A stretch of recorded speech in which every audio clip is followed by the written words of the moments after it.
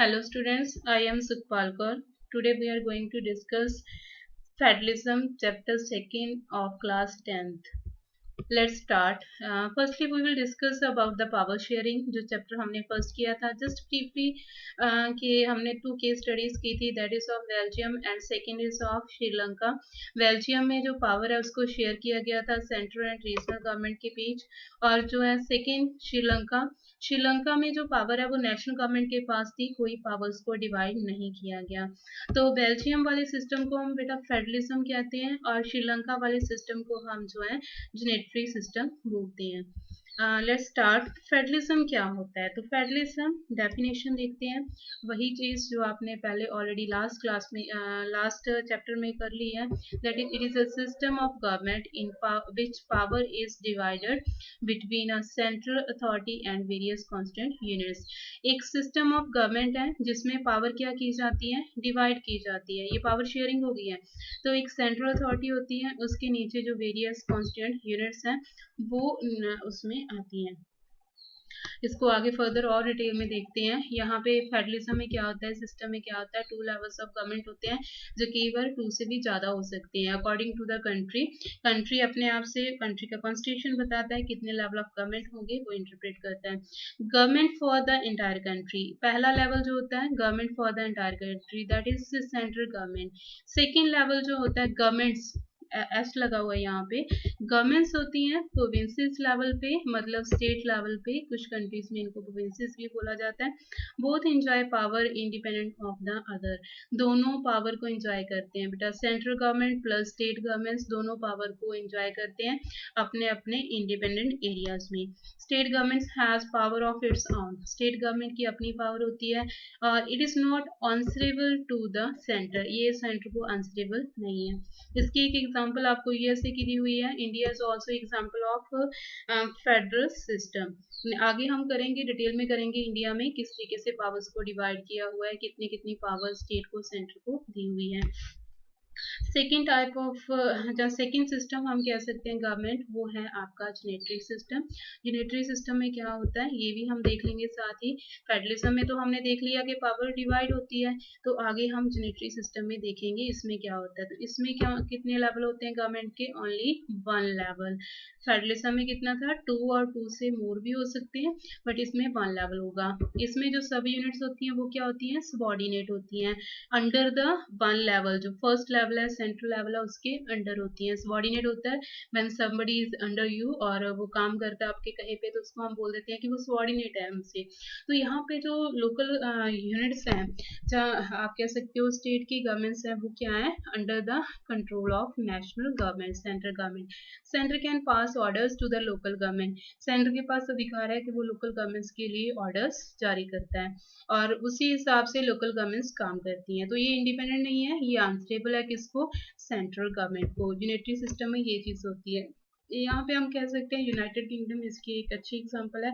यहाँ पे सेंटर ज्यादा पावरफुल है और जो लोकल गवर्नमेंट्स है उनके पास ज्यादा पावर्स नहीं है.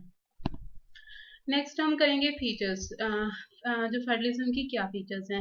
सबसे पहले बेटा इसकी 2 और 2 से ज्यादा लेवल ऑफ गवर्नमेंट होती है. Second, each level has its own powers, हर एक लेवल की अपनी पावर्स होती हैं.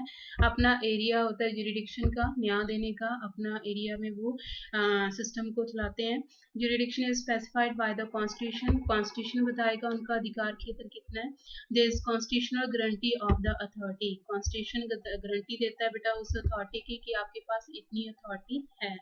तो अगर उनको उतनी अथॉरिटी नहीं दी जाती जितनी कॉन्स्टिट्यूशन में लिखी है, तो इस केस में कोर्ट जो है वो आपको जो डिस्प्यूट को खत्म भी करेगी.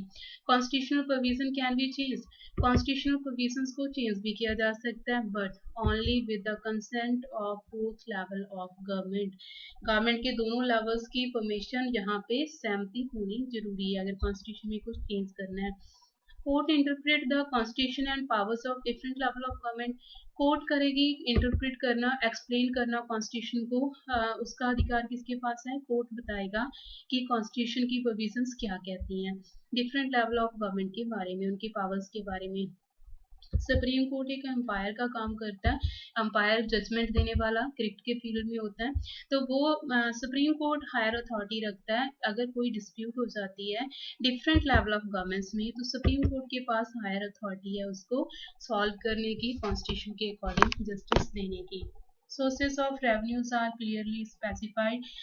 कॉन्स्टिट्यूशन में ये भी क्लियरली बताया होता है कि स्टेट जो है उसको रेवेन्यू कहाँ से कलेक्ट होगा, कौन कौन से सोर्सेज हैं, और सेंटर के पास कौन कौन से सोर्सेज हैं। तो ये कुछ फीचर्स हैं फेडरलिज्म की।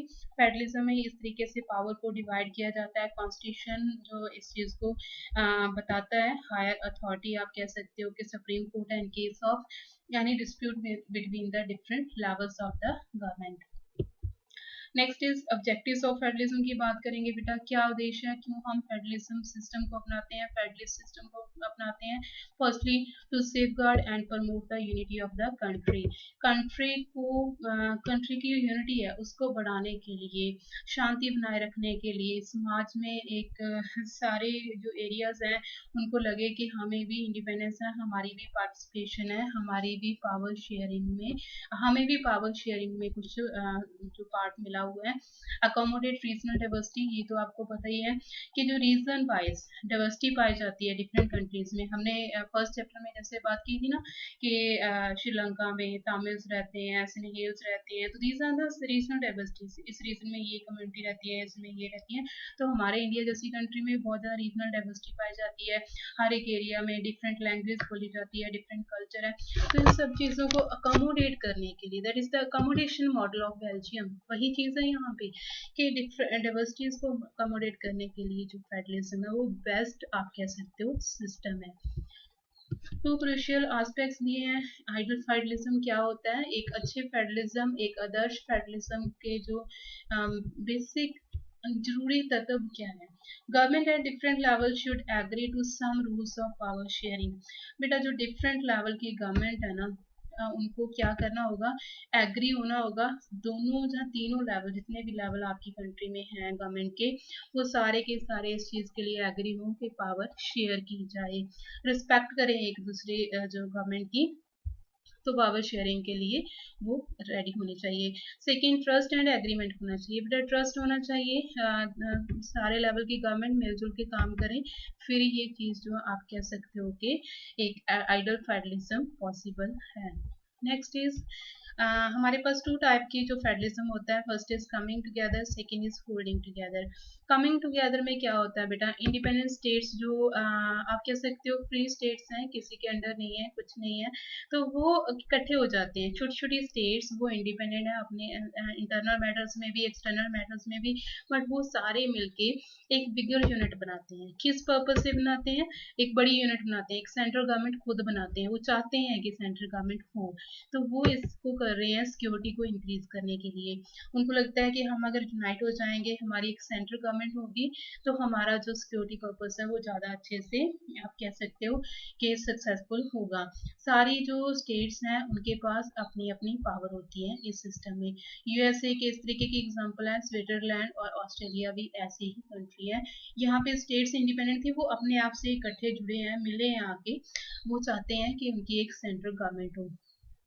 Second is holding together. Holding together में ये होता है बेटा, एक बड़ी कंट्री है, सेंट्रल गवर्नमेंट वहाँ पे ऑलरेडी है, वो सेंट्रल गवर्नमेंट डिसाइड करती है कि जो पावर है उसको डिवाइड कर देते हैं डिफरेंट कॉन्स्टिट्यूशनल यूनिट्स में, सेंटर एंड स्टेट्स के बीच। उनका मेन मकसद ये होता है कि यहाँ पे डाइवर्सिटी बहुत ज़्यादा है, साइज जो है कंट्री का बहुत बड़ा है, तो एक गवर्नमेंट इसको कंट्रोल नहीं कर सकती, तो यहाँ पे पावर डिवाइड करना बहुत ज़रूरी है।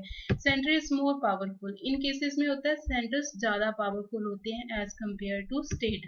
इन द केस ऑफ इमरजेंसी तो सारी पावर्स ही सेंटर के पास आ जाती है। Constant units of federation have unequal power. यहाँ पे जो इसकी यूनिट्स होती हैं बेटा, उनके पास सबके पास इक्वल पावर नहीं होती हैं, कुछ एरियाज में ज़्यादा पावर्स दी जाती हैं, कुछ एरियाज में कम पावर दी जाती है। डिपेंड करता है उस एरिया की डेवलपमेंट पे, बैकग्राउंड पे, बहुत सी चीज़ें हैं जिनको ध्यान में रख के पावर्स को डिवाइड किया जाता है। कुछ जो बैकवर्ड स्टेट्स हैं उनको डेवलप करने के लिए स्पेशल प्रोविजंस भी दी जा सकती है। इंडिया, स्पेन, बेल्जियम इस चीज़ की एग्जाम्पल है। इंडिया में सेंट्रल गवर्नमेंट ने खुद ने डिसाइड किया कि स्टेट गवर्नमेंट्स को जो अधिकार दिए जाएं, पावर्स दी जाएं, ताकि जो फंक्शनिंग है वो अच्छे से चलाई जा सके। Thank you.